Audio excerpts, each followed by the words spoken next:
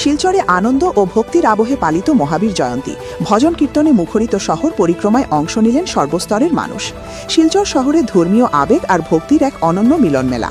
আনন্দ, উচ্ছ্বাস আর আধ্যাত্মিক পরিবেশে পালিত হল মহাবীর জয়ন্তী। ভজন কীর্তন আর শোভাযাত্রায় মুখর হয়ে উঠল গোটা শহর।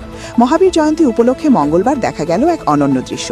সকাল থেকেই শহরের বিভিন্ন প্রান্তে শুরু হয় ধর্মীয় অনুষ্ঠান। মন্দিরে পূজা অর্চনা এবং ভজন কীর্তনের মধ্য দিয়ে ভক্তরা পালন করেন এই পবিত্র দিনটি।